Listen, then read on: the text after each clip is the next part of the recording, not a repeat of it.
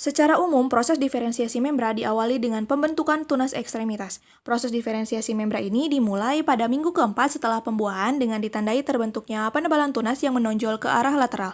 Tunas ekstremitas didasarkan pada aktivitas faktor pertumbuhan atau FGF, yaitu Fibroblast Growth Factor. Minggu ke-5 dan ke-8 terjadi pembentukan tulang dan otot, yaitu proliferase sel dan diferensiasi sel pada tunas ekstremitas. Pada minggu ke-8 hingga ke-10 terjadi diferensiasi pada jari. Pada minggu ke-9 hingga ke-12 terjadi pembentukan sendi sehingga memungkinkan terjadinya gerakan. Dan setelah 3 bulan hingga 9 bulan terjadi pertumbuhan tulang dan otot yang semakin kompleks untuk mendukung kerja sistem saraf. Itu adalah proses diferensiasi membra secara umum.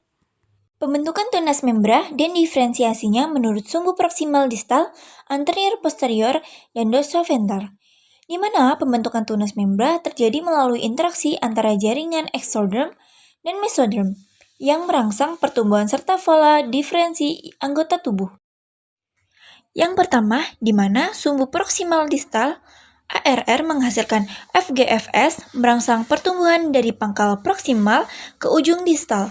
Kemudian, sumbu anterior posterior JPA menghasilkan SSH yang nantinya akan menentukan pola jari di mana kadar tinggi yaitu jari kelingking dan kadar rendah yaitu ibu jari. Kemudian, sumbu dorsoventral di mana WN7A membentuk pola dorsal, EN1 menekan WNT7A untuk membentuk pola ventral. Perkembangan pembuluh darah pada perkembangan membra, di mana vaskulogenesis yaitu pembentukan awal pembuluh darah dari hemangioblast yang menjadi dasar sistem sirkulasi. Kemudian angiogenesis. Angiogenesis di sini yaitu perluasan pembuluh darah dengan pembentukan VEGF. Setelah itu, sistem vena. Vena vitelin kiri menghilang. Vena vitelin kanan berkembang menjadi vena porta hepatis dan vena cava inferior.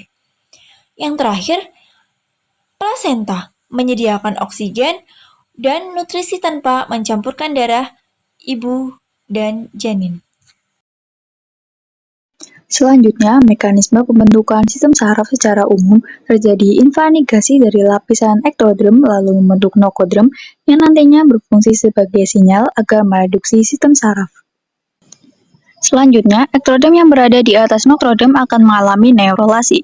Lalu, sel-sel ektoderm akan membentuk lipatan yang dikenal dengan neuron growth. Lalu membentuk tabung neuron yang merupakan awal dari sistem saraf pusat. Selama proses ini, neuron berdiferensiasi menjadi neuron dan sel glia. Setelah tabung neuron terbentuk, sel-sel akan mulai bermigrasi membentuk berbagai struktur otak dan sumsum tulang belakang yang lebih kompleks, serta jaringan saraf primer. Miogenesis adalah proses pembentukan otot rangka. Serat otot terbentuk melalui fusi mioblast prekursor menjadi serat berinti banyak atau myotubes. Setelah ini akan ditempatkan di kultur sel ketika faktor pertumbuhan tersedia, lalu mioblast akan beroperasi. Ketika faktor pertumbuhan habis, mioblast berhenti membelah dan mengalami diferensiasi terminal menjadi myotub. Serabut otot primer berasal dari mioblast primer dan berkembang menjadi serabut otot lambat. Serabut otot sekunder terbentuk di sekitar serabut otot primer menjelang waktu persarafan dan berkembang menjadi otot cepat. Secara umum, tulang dibedakan menjadi dua, yaitu tulang keras atau osteon dan tulang rawan atau cartilago.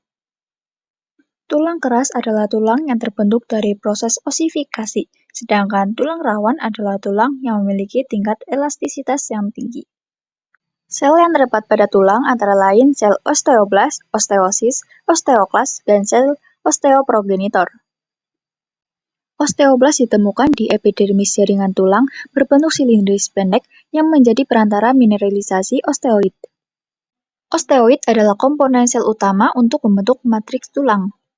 Osteoklas adalah sel fagosit yang menggigis dan memperbaiki tulang bersama osteoblast. Sel osteoprogenitor adalah sel yang menghasilkan endokeleson yang kuat dan kaku. Peromilia adalah istilah yang merujuk pada kelainan bawaan menyebabkan kekurangan atau ketidakadaan bagian tubuh, terutama pada ekstremitas, lengan, dan kaki. Pocomilia adalah kondisi di mana tidak adanya segmental sebagian atau seluruh ekstremitas tidak terbentuk, yang ditandai dengan hilangnya elemen sentral antara tangan dan bahu atau kaki dan bahu. Hemimelia tipe paraksel interkalar merujuk pada gigitan melalui somit pada satu sisi sumbu panjang ekstremitas meninggalkan sisi yang tidak terpengaruh untuk terus menjadi dewasa, tetapi seringkali menjadi tidak normal. Mikromelia adalah kondisi di mana anggota tubuh berukuran jauh lebih kecil dari yang seharusnya jika dibandingkan dengan sisi tubuh yang normal. Achairia merujuk pada ketidakhadiran tangan sama sekali. Apodia adalah kondisi di mana satu kaki tidak terbentuk. Daktilia mengacu pada tidak adanya satu atau lebih dari jari tangan atau kaki. Apalangia adalah hilangnya ruas jari pada tangan atau kaki. Embriogenesis ekstremitas berlangsung antara 4 hingga 8 minggu setelah fertilisasi. Periode ini di mana kelainan kongenital atau cacat bawaan dapat terjadi pada masa ini.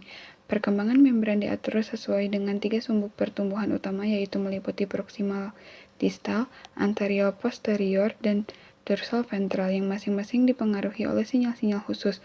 Proses pensinyalan pada setiap sumbu ini bertanggung jawab untuk memastikan pertumbuhan anggota tubuh yang tepat.